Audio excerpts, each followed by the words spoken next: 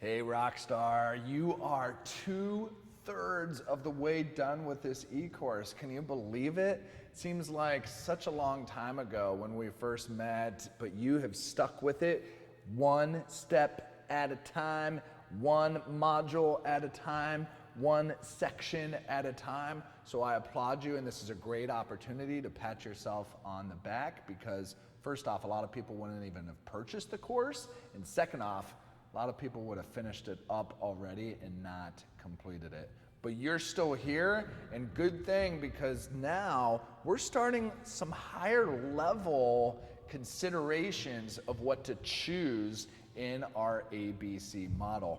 So previously, a lot of the elements that we were identifying as we needing to choose were a bit more internal.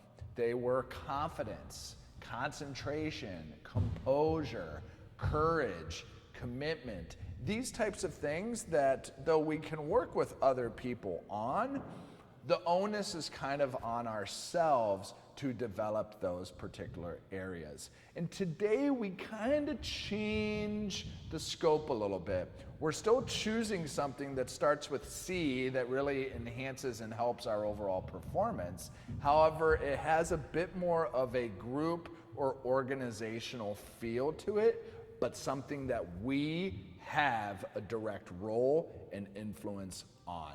And that is culture. It's culture.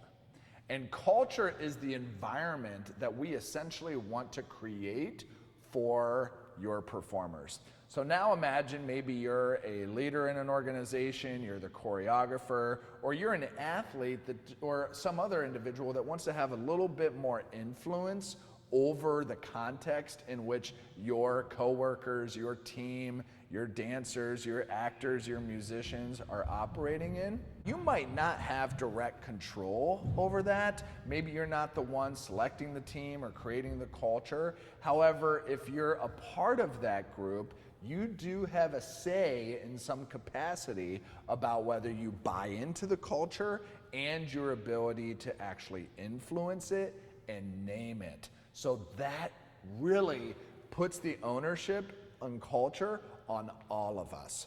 And remember, it's the environment in which you want your performers to be in. So how do you identify the type of culture that you want? And why is it important to do that? Well, the reason why it's important to actually identify culture is, as any organization, and if you're gonna have a successful organization, if you're gonna have a successful group, you need to know what the vision is for that organization. And part of that vision is the culture, which allows us to be a bit more confident and certain that the people that we have on the team are all rowing in the same direction.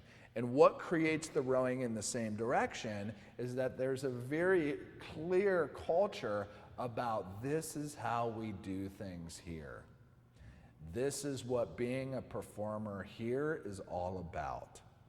And if you identify that, it keeps it in your control of how to identify roles and responsibilities within that group and to select the proper people to go into those roles. If you leave it to chance and you as a leader do not establish the culture, other people will. And you might not like the culture that other people choose to enact. So if you're leaderful and you feel like you have the influence, it's a time to deliberately think about what is the environment that you want to create. So how are we going to level up our culture ability? First module is we're actually going to identify what is the vision that I would like for my group or my team or my studio or my business. What are the key essential ingredients of that? And then the second module is what are the key roles, the right roles in that group, in that culture, and what type of person, who are the right type of people that I would want in those roles. So if you have the right people in the right roles doing the right things, you're gonna have the right culture.